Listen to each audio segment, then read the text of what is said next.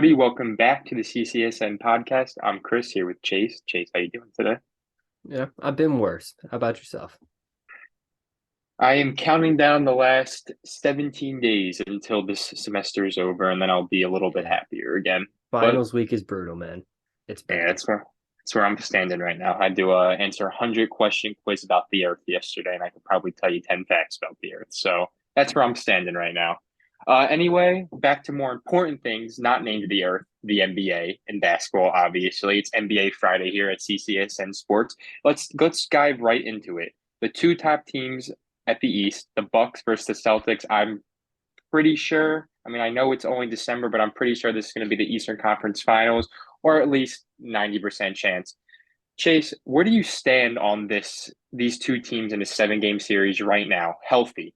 We're looking at this from a healthy standpoint, remember. So a healthy Robert Williams, a healthy Chris Middleton. Chris Middleton actually makes his return tonight, which we're going to be discussing a little bit down the line during this video.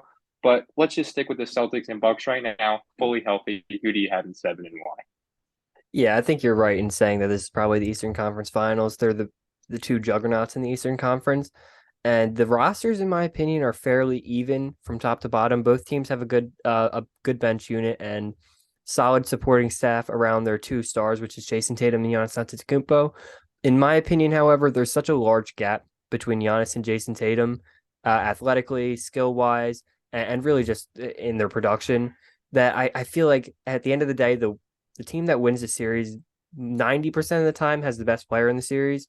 I think that's what it's going to come down to. As long as if we're thinking about this all healthy, I think the team with Giannis Antetokounmpo, who in my opinion right now is the best player in the league, is the MVP and debatably the defensive player of the year. They're going to win that series. Yeah, I absolutely agree with you. I mean, Giannis right now is without a doubt the best player in the league. I mean, it's taken a few years for people to kind of realize that. I guess it's been a little slower than other players when it's been their time. But two-time MVP, world champion, Finals MVP, two-time Defensive Player of the Year at this point, and still going strong and looking better than ever. How can you question at this point?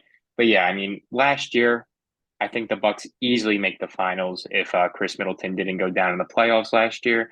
We have him back healthy this time, and as you said, usually when you have the best player on the court and you surround him with decent players, good things happen. So I really do think if you give Giannis, who, as we both said, best player in the league right now, I think without a doubt or without question, I think they win in 7 games. So I think it's a tough series.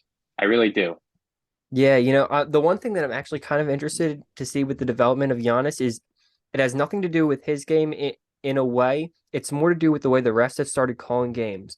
For the first time in my entire time watching the NBA, in the Warriors game the other day, there was 11 travels called. Never have I seen more than like two called in a game. It was absolutely insane to me, but it's seems to be ticking up. I don't have any numbers to prove this, but I feel like this year there's been a lot more travels called, and one of the biggest um people that is who travels the most. I don't know what the best word to say about that is, but Giannis Antetokounmpo is the guy that every single play you can say that he took 4 steps there, or he's palming the ball every single time he dribbles it. I mean, you see these clips of Giannis taking one dribble from the half court line. Yes, he's got long strides, but 90% of the time it's a carry. It just by basketball rules and by definition, it's a carry. And up until this season, I've never seen that get called, so it's been a moot point. There's no reason to even talk about it. But as of lately, I've seen it being called. There was a clip on Twitter the other day with I think it was like 30,000 likes of all. It was 2 minutes of just Giannis carrying the ball, traveling, walking, everything. So I think that if they start calling that, it might we might see a bit of a regression for like 2 weeks from Giannis Antetokounmpo, but he's still a physical beast. Like you just at that point, just stop letting him dribble the ball, put him in the paint. You're still getting the same dominance. So it's not anything crazy, but it is a little bit of a. It's something that I think needed to be mentioned. Yeah, I get that. I mean, we've all seen the clips of him just taking 4 to 5 steps going down the court, and you kind of just laugh at it. But back to your point about the Warriors game, I mean, I was watching the same game, and it was pretty funny too, because they would blow the whistle, and a guy like Steph Curry or Klay Thompson would look at the ref and be like, "Seriously? Like we're calling that now? I've been in the league for how many years now, and that hasn't been called." I mean, Steph Curry was laughing, Klay Thompson was laughing. So I am a big fan of this. I mean, over the past couple of years, the way that the NBA has kind of gone back on their rules a little bit. I mean, think about 3 to 4 years ago. I think the final score of every game was 145 to 150. Every other shot was a free throw. Every other offensive play, the offensive player was leaning into the defender, and it was completely changing the game of basketball. And honestly, that became pretty clear at the Olympics. I mean, you watch any United States or any NBA player try to adapt their first couple of games, they look like a completely different basketball player out there for most of the time. So it is fun to watch that. And I think that if this keeps moving forward with these new rules, calling travels, calling all these plays, it's going to make basketball just better in general in the NBA. Yeah, and the topic with the refs in at the NBA in particular is so controversial because it's always they're the best refs in the world. So what if they're getting calls wrong? You bring anybody in, they're going to get calls wrong. It's human error, but these guys are the best in the world. I don't know that I believe that.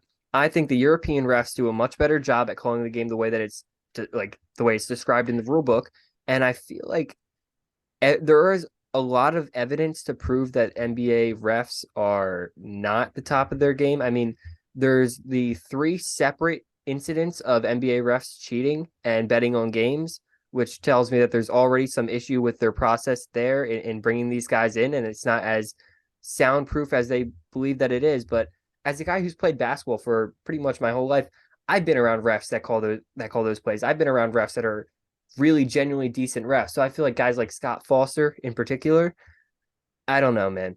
I don't know what the point I'm trying to make here is, except for the NBA refs aren't really as great as some people might believe that they are or argue that they are. I mean, yeah, one point about that I want to kind of go off of your point. A lot of times in the NBA, like for example, going back to that Warriors game last night or 2 nights ago, when Steph Curry traveled at the end of the game, you saw a lot of narratives on Twitter or just social media in general saying you got to give him that. You got to let him keep playing. Or anytime, one of these weird fouls are called or travel is called or anything of sort of nature is called against a star player in the NBA, a lot of fans think that these guys should just be given it per se. Or, want to go back a couple of years, the Kawhi shot against the Sixers should have been called a travel, but he was given it. So I think right now that if these rules are, as I said, they keep getting pushed a little more and players start noticing, oh, I can't, take 5 steps to the basket. I'm going to have to change my game a little bit to the way it's supposed to be played. It's just going to be better all around. And I hope so, because these couple of changes the NBA has been making over the past couple of years, I've been a fan of. And I think that's really what I was actually getting to there is the refs, like the game, the way that it's described in the rule book is not the problem. Like the rules are not really the problem. It's the inconsistencies with the refereeing and the fact that it's not really as uniform as it should be. And it is in a lot of other leagues throughout the world. Like go to FIBA basketball. I mean, we all watched it last year. It was good, well refereed games. That was a talking point on Twitter throughout the entire tournament is all the games were very well refereed. And yet we never see that in the NBA. And I don't want to hate on these guys. They play a very difficult job, but look, it's not, we don't have the best in the world refereeing the game. And we see it because of the inconsistencies. That 11 travel game should not, I don't think it's wrong. They didn't call any wrong travels, but that shouldn't happen when other games, none are called at all. Exactly. I completely agree with you. I mean, you could even see with the World Cup today, the way that refs have such a pull on games and sports fans and the way that fans really decipher the overall outcome of the game is crazy. And I mean, NBA, if we're being honest, NBA refs are kind of bitched by the players all the time now. I mean, we saw a couple of days ago. I literally forget the player, I forget the ref, but the ref called the player a bitch Tony ass, and Tony Brothers called Spencer Dinwiddie a bitch ass motherfucker, and he lost his got job for a suspended. game. And Yeah, that should not happen because you look at clips from the 90s or the 80s or the early 2000s and players were bitching at the refs, and the refs literally tell them, shut the fuck up and go back to your side. And you know what? Most of the time, the players would laugh or they would walk back or, they knew what they were doing. And as soon as the ref told you to shut the fuck up, you went back to your side. And that's what should happen now. The NBA is soft, if we're just being totally honest. Tony Brothers is another one of those really bad refs, and honestly, I feel like Spencer Dinwiddie was probably complaining about some fairly legitimate calls, but it just really goes to the point. Why is Tony Brothers refereeing games anymore? We've known for a long time this guy cannot referee games consistently, and he's not good at it. It's time and time again with Tony Brothers. You're like, God damn, this motherfucker sucks.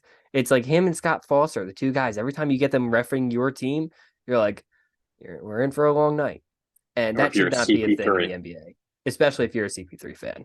But And hey, it's kind of like Angel Hernandez in the MLB. They all have their the one guy who everybody knows should not be there, but they're just still there. So you know what? We'll see what happens with this. I mean, do you think I guess CP3 when did it? I was talking about this at work today, if we're being completely honest, Kim Kardashian can do a hell of a lot better than Chris I don't Paul. think he did it. I don't think he did it. I don't I, I, think he ju- I, did I either. don't think it's possible. Like that. But I don't. That's just so out of left field. There's no way. Can I say this too? Like, I know it's a new word. I'm not trying to sound cringy, but I don't think Chris Paul has that riz, if I'm being quite honest with you. To go That's get fair. Kim Kardashian? Nah, come on But does now. Pete Davidson? Does Kanye West? I mean, come on. She's a Well, little strange, but we're talking about Kanye from a couple of years ago now. We're not talking about that's this true. new He did make this what graduation. He did make graduation. whatever this Kanye is now. So we'll get off the Kanye topic for right now. I had to bring it up. But my final stance on that is I do not think Chris Paul did that because I think he's too worried about losing his one and only ring that he has right now. Got to use the Yeah. Twitter jokes right now. Thought that Yep. was a pretty good That's one when I good. saw it this That's morning. good. Anyway, how about what was I gonna go? Sorry, that just completely helped. It was a That just little made out me of left lose. field, but man, I had to bring it up. I've got this picture. I've got the same picture. I'm scrolling through Twitter right now. I've got the one that Kanye posted. And why that picture, man? It's just like a screenshot from like a yearbook. It looks like I don't know. It And there's looked like like some he was like random white dude arrested. next to him, right? Like I don't know where that picture is from. Just go to Google, man. But honestly, that gave me a good chuckle last night. I'll be honest. Like Like what happened there? one thing that I always loved, I mean, I remember when Kanye and Kim Kardashian first broke up, there were like betting odds on who was going to be like her next husband or boyfriend or whatever. And I don't know, I always thought ever since I saw that, I thought it was going to be Dak Prescott for some reason, if it was going to be an athlete. But because like that Dak was like the Prescott. highest betting odds, and I was like Dallas Cowboys, little good for the sports world, good for the media, whatever world Kim Kardashian's in. So like Yeah, that's I don't true. know. That was my betting odds. But Chris Paul, have you bet on that? You're probably a rich man right now. So what? Here is it Chris Humphreys to she was Chris Humphreys, right? Chris Chris Humphreys Humphreys. To Kanye West to Pete Davidson to Chris Paul. Man, that is an interesting timeline. That's all I Wasn't gotta say. there There's gotta be wasn't there somebody else in there. Yeah, I feel like there was one other husband. Bef- Well, okay, here the NBA guys have been going around with the Kardashians for a long time here. that is true. I Yeah. mean, Got Kendall Jenner knows a Blake, thing about that.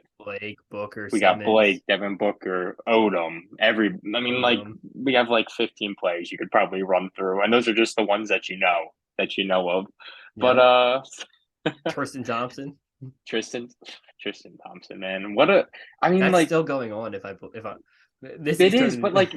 but like he's okay. Sorry, but this is the one thing with the whole Tristan Thompson thing. Like I feel like she's not to keep going on this, but he's cheated on her like 3 times, and it's just like Well, still a what are we thing. And like, doing now? What are like what? Every time I see that he cheated again, I'm like, God damn, Tristan, yeah, like what are you doing? Like you just get dog. yourself out of it.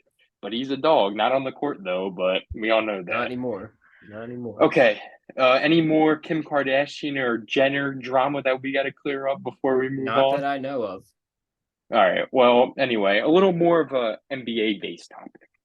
Give me your sleeper team for this year. You can't say the Celtics. You can't say the Celtics. You can't the Bucks. I mean, you can't say those guys. You can't even say the Warriors because I I'm not gonna put them there. Yeah, Even the though I Warriors still wouldn't don't. be there for me either. So I feel like right now, if I had to go with a sleeper team, it would be Portland because I don't think they're fully there yet. They've played a lot of close games this season. They've got blown out a couple times as well. But they're not fully healthy. They haven't seen Gary Payton at all this season. Damian Lillard's missed a couple of, I think, like 5 games or so. But when he's played, he's been back to his pre-injury self, which is very, very exciting if you're a Trailblazers fan. They're getting a lot of production out of yeah, I love it. Anthony Simons. I don't know why I just blanked on his name right there. He's an incredible player. And they're also getting a lot more out of Jeremy Grant than I expected them to get. He's been a great defensive force for them and really changed what they've had going on while still providing some offense. They've got a very deep bench. I like Shaden Sharp. They're just missing a center.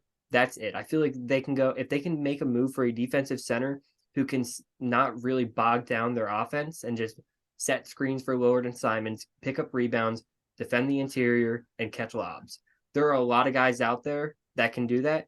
And if they can just bring in one of those guys, I feel like they might be able to make some noise in the playoffs. Maybe not go all the way, but this is a team that we've seen make the Western Conference Finals before.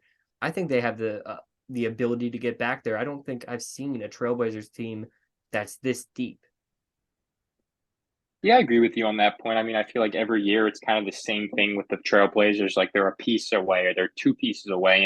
And coming into the season, I said the same thing about the Blazers. I like their team right now, healthy with Dame. But as you said, a center would be great for them. I think even I mean, I like Josh Hart, but if you could upgrade the small forward position, but that's kind of hard to do right now. I don't think there's many available, especially at the trade deadline. But I do think they're one piece away, and bringing a bringing a competent big man, that'd be great for this team because as we've talked about for a couple times on this podcast, you put Jokic in there in the playoffs against a beast like Jokic or Embiid or whoever he's facing up against. That's an easy 30 piece for the opposing center. Miles Turner's got to get moved eventually, right? Somebody, he can't stay with he's on it the last year of his deal. The Pacers don't really want him. There's always been that kind of, we're going to get rid of you, but we got to wait for the right package because we do know you're a very valuable player, but you don't fit our timeline. So that kind of song and dance has been going on for so long. Why not Portland? They've got plenty of assets. They went out last offseason and made sure, or last season and made sure they got the assets to make a move like that and bring in a guy that, yeah, we might be, we're all right with overpaying him because like Portland's got to do something now. They've shown that they're willing or they're going to go out there and try and compete. They're not going to get rid of Dame. They're not going to let these guys walk. They're going to do what they can in the offseason to try and make this a competitive team and get what they can out of Damian Lillard. What better way to do that than to bring in the best big man I think he's probably ever played with Miles Turner.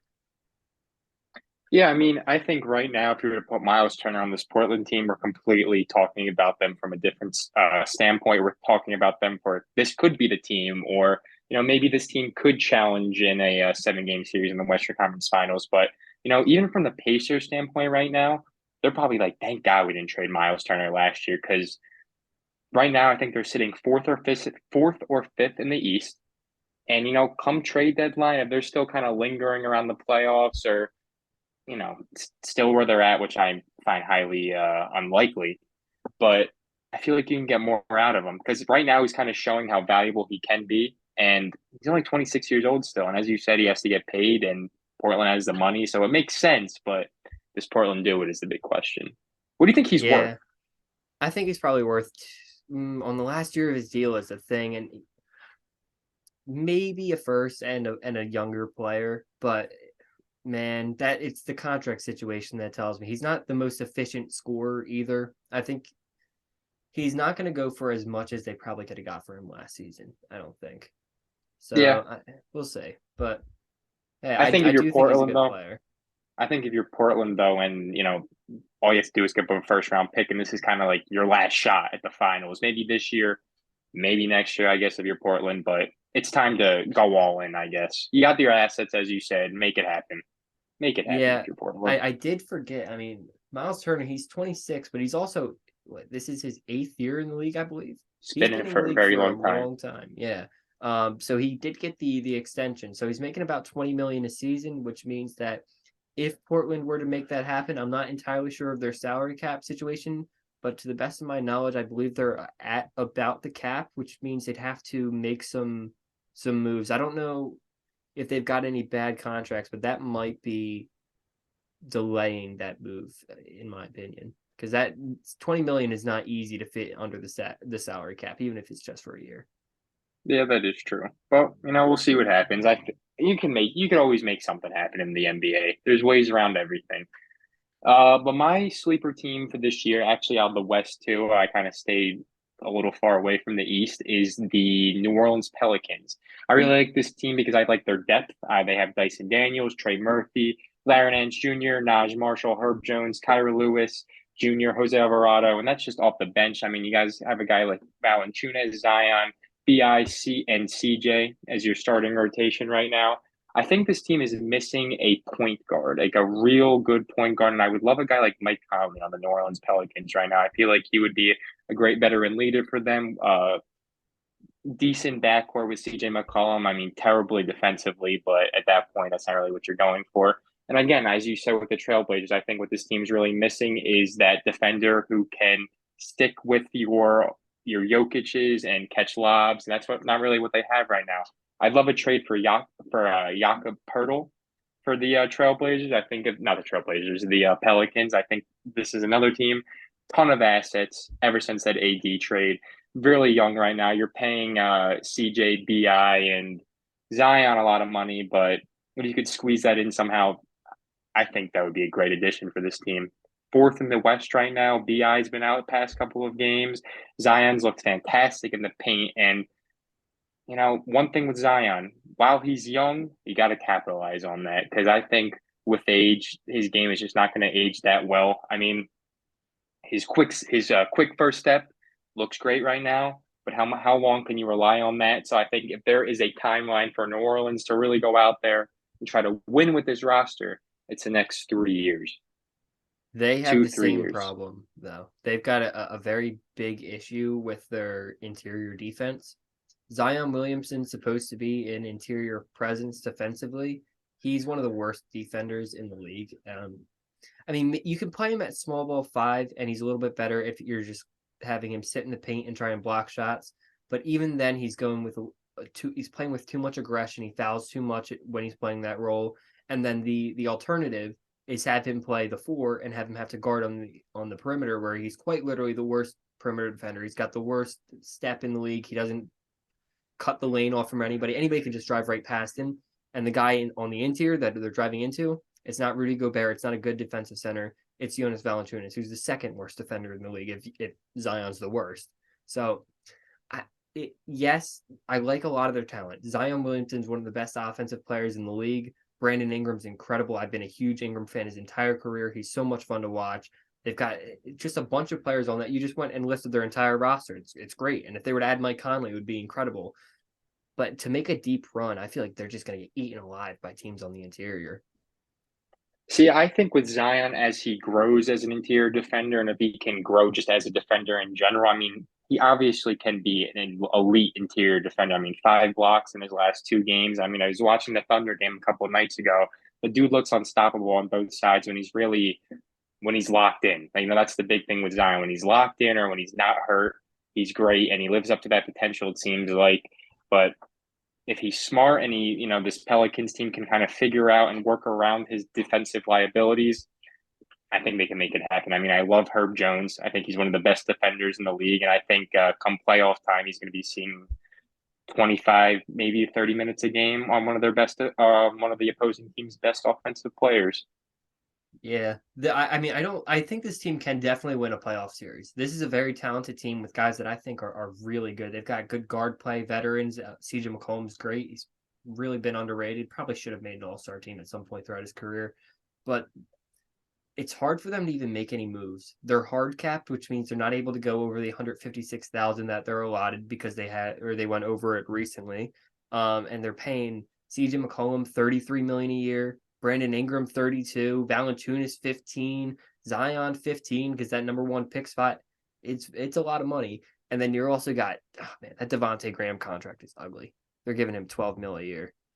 Yeah, that's there's just crazy. a couple guys on this roster that are getting paid way too much for what they're doing, and it limits their ability to bring guys in. I was just looking at the Trailblazers; they're in a very similar situation. They're hard capped with only 6 mil to spend and not many contracts you can get rid of. So both of these teams, I can see it where they go on a run, but they're very similar in both the way that they're built and the way that they're kind of restricted themselves.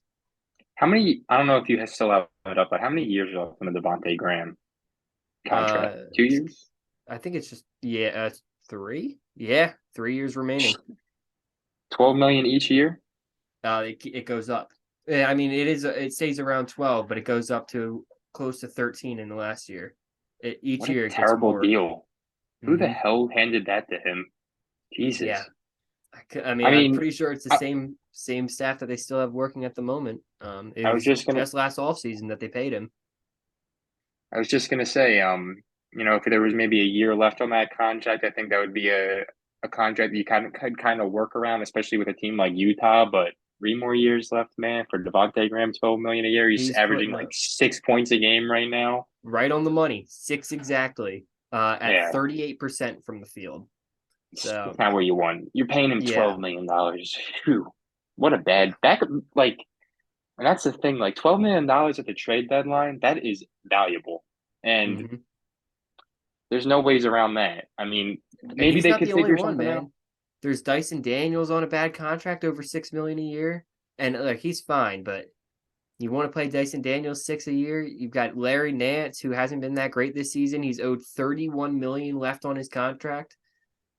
Jonas Valanciunas has 2 years at 30 million left. They don't have expiring deals either that they can get rid of.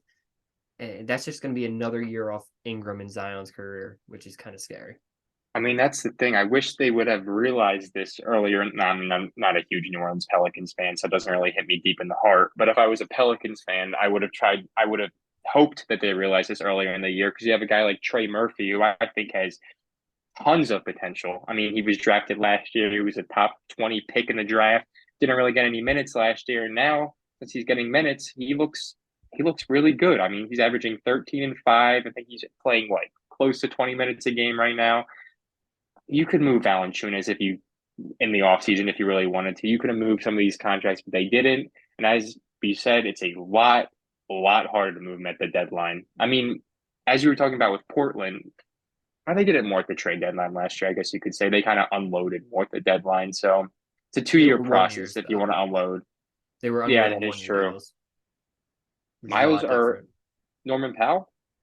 Powell was the one that is multiple years, which that was a mistake in my opinion. I feel like they should have kept Powell, but What's he hey, making now? he might actually be close to 20.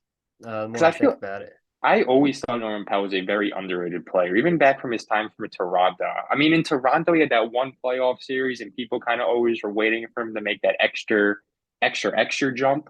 he got paid. What's he making? Yeah, he's making 20, 5 year, 90 mil. All right. I mean, hey, how many Clippers give him that? It was last season, so it was the Blazers. Yeah, Blazers gave him that deal, right? What a Yeah, didn't I wish I remember who gave him that. Yeah, no, it was the Blazers. They made that deal right after the Toronto trade, and yeah, it was the Blazers. Okay. surpri- I'm surprised he didn't get more for him at that point. I mean, Uh, I really like him. Roko, I mean, I guess that's a lot of money. Yeah, you got Rocco too. I'm saying Roko, and a Echo of money. So yeah, that is true. I get. I would have understood that a little bit more if they had gone and gotten Aiton, but hey, they're in a good spot. They're my sleeper, so I'm not going to hate too much on their process. But I like you said, Norman Powell, he's a great guy. He's been underrated for his entire career. Back in Toronto, he's a bucket. With the Blazers, he was a bucket, and now with the Clippers, he's a bucket. So I mean, talk about DeAndre Ayton real quick. It just reminds me of the Suns. I mean, I saw a video this morning actually, and I was laughing at it. The Suns are just like a bunch of phonies. Like they're annoying. They're just an mhm. annoying team. And I kind of forgot about it. But remember last year when they were posting the videos like every single day, and it would just be of them working out after the games. And it was every Yeah, day. It was either Chris Paul, DeAndre Ayton, whoever, Mikal Bridges. They're all posting it, and that's cool. But like I don't know. It was just really funny because you every single day I feel like there's something funny comes out about the Suns. Like Patrick Beverly yesterday on his podcast, which is actually extremely funny if you listen to it, because the Patrick Beverly podcast is really Patrick Beverly and another guy, and the other guy just asks Pat questions, which I find really funny. But he's literally like, yeah, after that game, there was no smoke. The Suns players didn't come up to me after he pushed DeAndre in with the whole Austin Reeves thing. I think this team is just a bunch of phonies, the Suns, and it's just like such a media team. They're just annoying. They piss me off. But that's my stand on the Suns and just everything about them. yeah, fake is the best way to put them. They were fake contenders. They've been fake contenders. They're like great team, but Devin Booker as your best player is never going to get you over the hump. He's not. I might get some hate for this, but Devin Booker is at best borderline top 10. He's on the Levine tier, not on the Tatum tier. There's and I know he's improved his effort defensively, but there's a large gap between those guys and Devin Booker defensively. He does not have the athleticism to keep up with the top tier guards like the John Morant or the Steph Currys coming off screens, or the Kyrie Irvings with the ball handling, or prime Russell Westbrook, for example, with the speed. He's not fast enough to stay with those guys, and he's not big enough to guard the threes or the fours. So Devin Booker, no matter what he does, he can put in as much effort as he wants for the rest of his career. He's never going to be the level of defender that you're getting from the guys that make up that top 10. They're just more athletic than he is. And that's not his fault, but that does limit your team a lot if you're trying to build around that guy as your number one. Chris Paul is another guy like that. He's got a couple of those issues. Being 38 is one. Not being a great three-point shooter is one, or somebody that's willing to shoot them consistently, I should say. And the fact that he's 6 foot.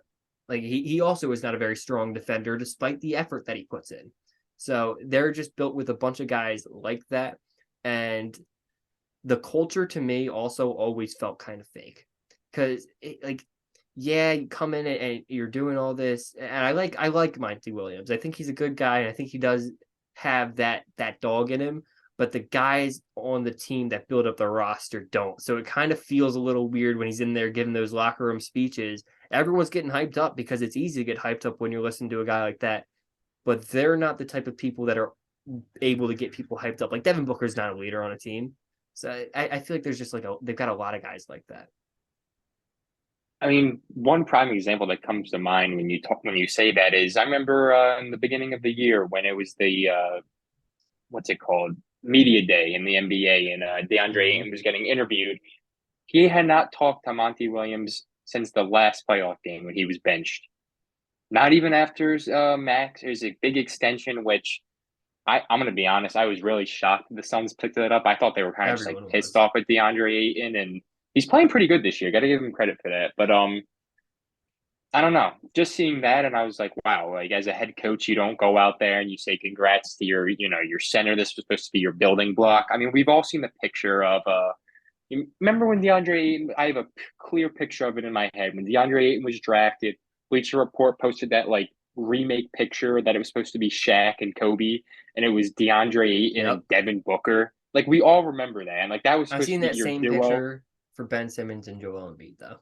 All right, So stop. I don't want to talk about that. But yeah, because I was like, I'm gonna be honest, like when that was coming out, I was like, yup.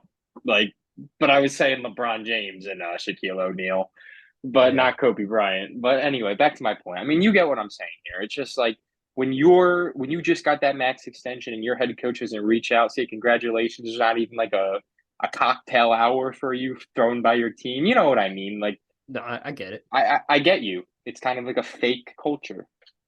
Yeah, and yeah, they paid DeAndre Ayton. This has been a big episode of just going through the contracts. He's getting 4 years, 140 million, and yeah, he's put together some good games this season. But his numbers across the board are all down. Less rebounds, less points, less efficient. Defensively, all his numbers are down. Second highest turnovers per game as a center. He's averaging over 2 turnovers per game. Look, that contract was not something that I felt made sense. Not only from a basketball standpoint, because I would have got that contract had the Blazers given it out, because DeAndre Ayton would have been so important for the Blazers to bring in. But just get rid of the contract here.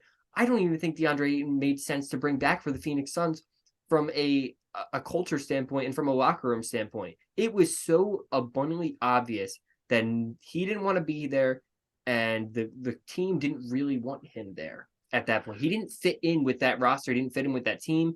I feel like he kind of had some animosity for not being the guy.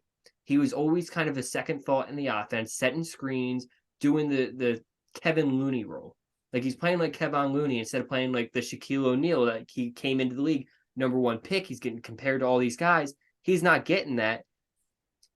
Nobody in their right mind is going to turn down the rookie extension.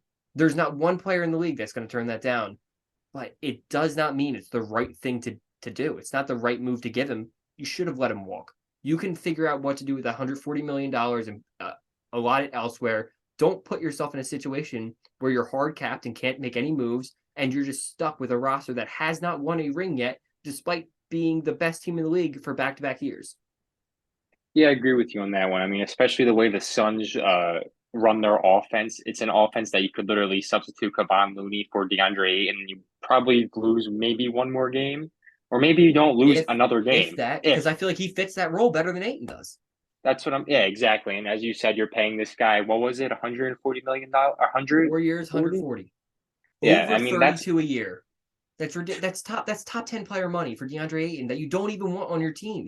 He's an afterthought in the offense, and he's not even performing well in that role. and not to mention they just paid Mikal Bridges $92 million. You're still paying Yep. Chris Paul for the next 2 seasons. You have Devin Booker's contract, obviously. You're gonna have to let guys like Cam Johnson walk. I mean, I think Cameron Payne's gonna get a decent backup role money wise this year. I mean, he's been playing pretty decent in Chris Paul's absence so far. So yeah, there's a lot of guys you have to pay. I mean, I'm not saying you prioritize They already campaign. paid Payne, right? Yeah, Oh, I didn't know that. I believe they paid Payne last offseason. Yeah, 3 years, 19 million. So he did get Pretty good a deal. nice little Pretty good deal deal. for them. Yeah. I mean, yeah, he's been playing great for him. I mean, shout out Campaign. I've been a fan of him ever since the Russell Yes. Westbrook and Yes. him dancing video went viral. But yeah, back to the point. Love DeAndre Ayton campaign. absolutely should be a Portland Trailblazer. And, DeAndre, if you're watching this, we know that's where you should be. That's really it. I think he knows that too, but he didn't even sign the rookie extensions. The thing, he told them no. They were just like, you know what? Screw you. Go We're gonna fuck match it. yourself. We're Yeah. gonna give you $140 million. So go fuck yourself. Yeah, and like it was just a bad move all around for everybody, and everybody knew it. Like the overwhelming feeling throughout the league was that Aiton was walking, and I, I feel like everybody was kind of okay with it, right? Like Did the Trailblazers like correct me if I'm wrong? They offered it, right? Who was the team of I'm trying to Pacers? think of Pacers. yes, it Pacers. was the And Pacers. that's the other thing. Like, imagine if you went there. The Miles Turner situation is totally different. Yep. Like, that would have changed like a lot of different aspects of the league right now, and it should have You happened. want to talk about Like Kobe and Shaq? I think Tyrese Halliburton and Aiton, DeAndre Ayton is a lot better than Devin Booker and Ayton because Halliburton's game fits with Ayton so much better. He is a pass first guard who's always looking for the guy on the interior. He also gets a lot of his assists from passing out to the 3 point line. This is a guy that 40 turnovers, no assists in his last three. He leads the league in insane. assists by a mile. I mean, I have these numbers right here. 11.2. The next closest guy is Trae Young with 9.6. After that, it's Nikola Jokic, under 9. So there's only one guy within even 2 assists per game of him, and it's not even like he's getting them like Ben Simmons was, where he's just passing 1,000 times a game. You can get assists if you Smart pass a lot. passes. It's smart. It's high basketball IQ plays, game in and game out that you see from Halliburton. I am shocked that they let him walk. But if you were to the Kings, I'm saying, but if they were to pair Halliburton with a really dominant interior force like Ayton, like they try to do this offseason, I think we could see a very scary Pacers team just start climbing up from the shadows, basically. Yeah, I mean, we've said it a couple of times that we're big fans of what the Pacers are building over there in Indiana. And I just want to give a little shout out to Indiana basketball real quick, just as a whole. I mean, I was watching this is way off topic, but this just made me think about it and I started Googling it. And Indiana loves their basketball, man. I mean, I was They watching do. the Indiana Hoosiers women's team 2 days ago at the gym, watched the full North Carolina game. This team is an absolute bucket. I mean, they have one girl, forget her name, dropped 30 points, shot 6 from 8 from three. I mean, like, and that gym was packed, this Indiana Hoosiers gym. And then you look up Indiana Pacers basketball, they have great fans. I mean, DeAndre Ayton, man, when he It's all saw they that, have out there. Basketball is yeah, all they have out in Indiana, and they're one of the most underrated meccas of the basketball world. I feel like yeah, there's been a lot of good white guys come out of Indiana, man. Like the majority of the good white players in the league are like they're from New York or they're from Indiana or they're from like Florida. North Cal. Oh, Not yeah. many not many white guys from coming out. I mean, like who? If we're like what white guys from Florida, but still, I feel like Indiana just gets they don't get talked about in that conversation. You hear a lot of New York, you hear a lot of California, you hear even the Florida, the Atlanta, never Indiana. Why not, man? Indiana It's breeds all they basketball. have. They It's breed basketball. go and watch it because you see the overtime clips every now and again of the Indiana State Championship for their high school basketball. They do it in the Indiana men's gym, and it's just it's packed. The high school championship game sold out arena, and it's just like it's almost like watching a soccer game. That's how into it the fans are. So I really got to give love to Indiana and the way that they support basketball because it really is fun to see. And now that they're getting an actual good professional team for the first time since Paul George was playing well, look, I'm excited. I'm excited for it. It's fun. Yeah, I mean, you look at these games, you look at the Pacers gyms right now, and I was watching a game a couple of nights ago, and it was a weekday. That's all I remember, but pretty packed stands. I mean, fans are going wild, and you listen to NBA players talk about small market teams, especially. They said a lot of them say, "Man, I like playing there a lot more than playing in LA or." I guess New York's a lot different than LA because MSG's selling out a lot, but it's gone down even a little bit recently over the couple of years. But That's what these happens when small you market employ teams, Julius Randle. yeah, and your team owner is the worst in sports, just in general. But anyway, yeah, Indiana basketball man, shout out to you guys, and I'm just rooting for the Pacers to make some noise down the line because I would love to go to an Indiana Pacers playoff game. And you know what? Never thought I would say that. In Yeah, Indiana, I would love to yeah. go to a Why not, game. man? That'd be kind of fun. But I feel like we can't go an entire conversation talking about the Pacers and not bring up Benedict Mathurin. Because I look, I'm gonna take my L on Mathurin. He was one of those guys who I didn't feel like had the tools to hold up at the three position in the league, which is where I felt he'd probably have to slide in. I didn't think he'd be a good enough defender there at the three position. They switched him to the two, and he's performing Perfect. very well. It really is perfect.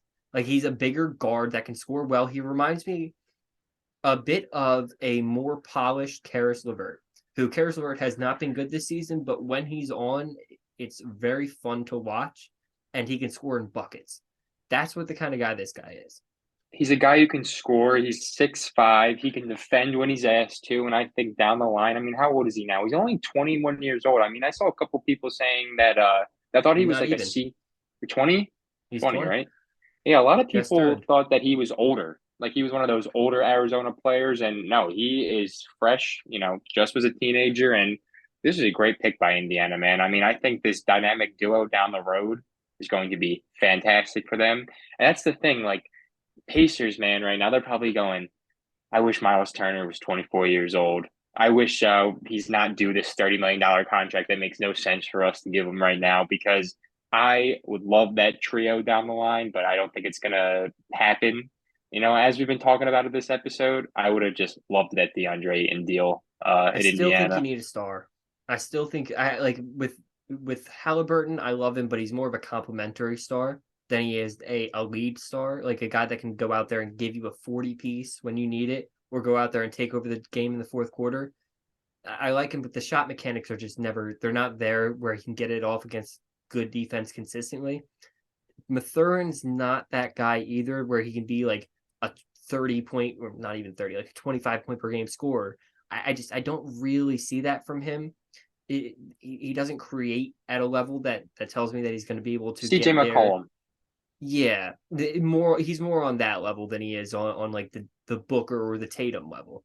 And then that's Miles totally fine. Turner, yeah, and it is, but that's fine when you have a guy that can do that, that can be the guy on the Tatum or the Booker level. But once you start looking for guys that aren't that to do that, then you get a little bit dicey. So they should. It would have been great for them to go and get Aiton last offseason, but I don't think that Turner is on that same level. So you just got to let him walk. Let him walk. Get your cap space there and go after and try and find that big time player that can fill that role for you. Imagine Paul George on this team right Prime Paul now. George, yes, yes, that would Not be even beautiful. prime. Well, not injured Paul George, I guess you could say, but man, Paul George in that Indiana Pacers jersey, I will always remember him as an Indiana Pacer. Like that is Yep, just prime basketball right there. But I do agree with you. I absolutely. mean, if they can find that three who can just go out there and get you 30 points a night, that would be fantastic. And I mean, imagine Tyrese playing alongside that. You have your guys you can score. You just give him 3-point shooters and your main scorer. I think this Pacers team is going to be a lock for the a top 4 seed over the next decade at least. I think the ideal scenario for them is to be very competitive this season, like they are, but fall off towards the back end of the season. Trade Miles Turner at the deadline, get whatever you can for him, even if it's nothing, because that's going to drop you out of the playoffs. Being a play-in team this year does nothing for them. It really doesn't. The playoff experience for this roster does not make too much sense because a lot of guys on this roster aren't going to be there long term. Buddy Hield's in his 30s. They've got a couple guys. Miles Turner's another guy older. And yeah, they have a few building pieces, but they also have some vets that just aren't long-term pieces. I think they should really focus on what they are doing and go after and get Victor Wembanyama. Try and put yourself into that sweepstakes. Get your name entered into the lottery. Don't throw that all away for a chance to just maybe be a play-in team. Go out there and try and get Victor. I really think that he's one of those players that if you can get him onto this roster, it will change your franchise for the next 20 years. It just will completely transform everything. And all you really have to do is take the chance. Go play the lottery. Go see if you can be one of those 14 teams that picks him up. But don't take yourself out of that running just to make a play-in tournament. I completely agree with you on that point. I mean, if you're Indiana at the trade deadline, people are calling you up, offering you first round picks for Miles Turner, even Buddy Hield. I think he's a very, Exactly. very valuable asset that people are kind of underlooking ever since he finally got traded from Sacramento. I mean, I feel like ever since he got traded for DeMarcus Cousins, like what was it, 5 years ago now, 6 years ago now, The poor guy, man. it was always when is he going to leave Sacramento? When's he going to get his shot on a contending team? And then he's part of like Dude, that he went trade. from the Pelicans to the Kings to the Pacers. And I love Buddy Hield, man. He's a really if you could put him onto a contender, he would be such a good fit anywhere. Just literally have him sit at the 3-point line, chuck up shots. That's like he shoots a crazy percentage. He does do a little bit too much. He puts the ball on the floor too much. He's not the best defender, but he doesn't have to do any of that for a team that's good. Who do you He think just kind of he got a fits bad on? rap. The Lakers. They should have made that trade a Yeah. while ago. It was mind-numbingly stupid not to make that trade. It just was. Well, especially back when you could have just traded Kyle Kuzma and got this whole deal worked out. And the Lakers, man, I mean, Rob Pelinka was just trying to go for that Hollywood poster with trading for Russell Westbrook and not trying Yep. to go for the team that literally, like, everybody was like, holy shit, Rob Pelinka is like a god. Like, he's making this Sacramento Kings trade finally. And then we all got the notification that they pulled out of that. Remember, it was like a snap of a finger. Like, it was like Russell Westbrook traded the Los Angeles Lakers, and we were all kind of like, whoa. Like, Yeah, I like thought it you was taken supposed to back be, a bit. yeah, it was kind of like this was supposed to be Buddy Hield. Like, this is like a really cool trade because, like, personally, like, I've always loved Russell Westbrook and I hated to see him in Washington. But as a Lakers fan, I mean, like, yeah, it was cool, but man, that Buddy Hield trade just made so much more sense. I mean, I'm pretty sure they were getting Harrison Barnes out of that trade too. Mm-hmm. So, like, I don't know. That was just a huge Rob Pelinka L, but she's been notorious for, and he got extended for, which is insane. But I think that's a fairly good segue to end it on our last point here, which is the game tonight. The game on television, Bucks Lakers. Lakers have started to turn it around after their terrible, what was it, 2-10 start. They're 8-12. They won 6 of their last 8. And Braun's back. AD's playing very well. What do you feel? Is this the turnaround for them? Is it time? I'm not ready to say that yet because I literally remember seeing a post on Instagram saying, look at this stretch the Lakers have right now. This is the time to go for the run. They've played the Spurs, I think, twice during this Twice. run. Yep. They've played the Blazers without Dame. They lost to the Pacers after giving up a 16 or 17-point lead in the fourth.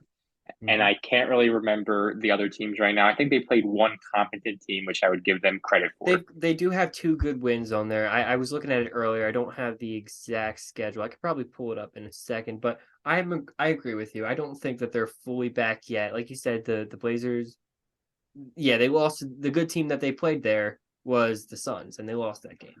So Yeah. outside of that, they beat the Pistons, they beat the Spurs twice, lost to the Pacers, beat the Lakers without or the Lakers, the Blazers without Dame. They beat the Nets, which we know who the Nets are. We do. Yeah. They're the So same team. They're literally like the Exactly. same team. So yeah, Exactly. I'm not sold on it, but it's a good sign for LeBron and Anthony Davis because both of them were starting to get some shit, and that people were saying that they're falling off a cliff. Bron's still Bron. As yeah. much as people hate it, Bron's still Bron, and AD. He's not the top three player like he could have been, but I do think he fits into that top 10. So Yeah, they do have two top 10 players on their team. without a doubt, I think you have a top. See, this is the thing with the Lakers. You have to look at it from this standpoint. I think if you're Rob Pelinka right now, you made your shit trades already. You got to work with what you have right now. And you know what? You look at this roster, and yeah, they have some gaping holes, but they have some good things to look at too. I mean, I really think Austin Reeves has really Yep. taken a big step this season so Mhm. far. I mean, LeBron. This is the thing. If LeBron James loves you, like which obviously he does with Austin Reeves. I mean, you could Lakers fans love him. Everyone loves this guy. He's taking that Caruso role and he's doing it even a little better than Alex Caruso was. Then you have a guy like Lonnie Walker, who's been even a more efficient Malik Monk replacement this year, and he's been fantastic. And he's been shooting the three ball pretty damn great this year, which has been surprising because that was I feel like one of the one things that Lonnie Walker kind of struggled with coming into the NBA. So I just want to give him his Absolutely. flowers for that one. So yeah, I mean, you have some good pieces, and then you have LeBron James some, and you have Russell Westbrook, who's a very good six man off the bench, making $40 million, but that's only 1 year. So I think that whole thing is kind of overblown a little bit. The Russell Westbrook contract thing, especially right now, he's going to be a Laker the rest of the season. I think that's kind of the narrative right now. Yeah. But the Lakers have to make a few small moves, and then I'll be bought back in. But when you have LeBron James or Anthony Davis on your team, you got to try to make it work, and you have both of them. So like, try to make it work if you're Rob Pelinka. But that's really it. You don't have a. I just don't. I just wouldn't want to put all of this on Anthony Davis right now because yes, when he is playing great, you're like, holy shit, this guy is awesome. But look what happens every single time this guy gets overworked. He gets hurt every single time. And right now, for the Lakers to have a great win or a dominating win, it always starts with Anthony Davis looking awesome. And I feel like you have to find that guy, that center, that power forward, wherever you want to play Anthony Davis, you have to find the opposite guy. And you have to say, all right, you have to take this and you have to be able to step up a little bit more and take a little weight off Anthony Davis's shoulders. Because I think if they're relying on this Anthony Davis every single day to get to the playoffs, he'll be hurt by like January. And that's just the icing on the cake. Yeah, I think the take is that their top two players are still good enough to beat almost any team in the league when they're playing at their best. But they're yeah, almost any team. But the issue is they don't have the supporting cast around them to when it comes down to it in a 7 game series to win games consistently, to not have to rely on them for every single play. There's just no other options on this team. We talk Austin Reeves is fine as a complementary piece, but he's a ninth man on a championship rotation. And Same not thing to with mention, sorry, just real quick, but Patrick Beverly been one of the worst yeah. players in the league this year. Yeah, it has not been good with Beverly, and part of that is actually not even it's not his fault. It goes back to the fact that Rob Pelinka has done a very poor job at building this roster. Patrick Beverly is one of the best players in the league at sitting in the corner and spotting up and then just playing defense. Instead, they're having him as a lead ball handler off the bench or starting in some games, and they're just trying to have a guy who's been a career shooting guard play point guard, which it's just not going to work. It literally will not work, and he's been very inefficient in that role because playing point guard takes a lot of nuance that Beverly does not have. He does not have the ability to read the floor, which puts him in positions where he's not able to get his own shot because the people that were doing the reading the floor before were getting the ball to him instead of the other way around. So, yeah, it's a very poorly built team, but they do have, I'll say it a million times, Bron and AD, they're still great. So they'll win you a couple games. If you're the Lakers, the one thing that this whole podcast has been centered around the state of Indiana. But if you're the Lakers, man, and that Buddy Hield and Miles Turner trade is still on the table, come trade deadline, and you're above 500, I guess you could say, playing team, gotta go make that trade. I never Gotta want go to hear make talk that about trade. that trade again. It will never happen. If it hasn't happened at this point, it will never happen. This I is like just the Knicks every year saying that they're going to get the top free agent. it's just never gonna happen, man. There's so many like it makes sense in 2K, but there's so many reasons in real life just not to do it. I think this is my point. This is my take with Buddy Hield and Miles Turner. I think Buddy Hield 100% gets traded, and I think Miles Turner either gets extended or he gets traded. It's one I of the don't. two. Yeah, Because I feel like I definitely agree on Healed. I think if you're the Pacers though, and you are saying to yourself, okay, we're not going to extend Miles Turner, but we're not going to trade him either, and we're just going to let you walk. That makes no sense. And I feel like the Pacers are a I very disagree. I think I mean, yeah, you can trade him, but for what? A second round pick and a role player that's going to take up a spot. And considering that they're hard capped, the role player, or considering I should say that most of the teams in the NBA are hard capped, and Miles Turner's making it was about $20 million a year, they're going to have to get about $20 million back in that trade. Which how many guys around the league are really worth adding to your team at $20 million that teams are just giving away?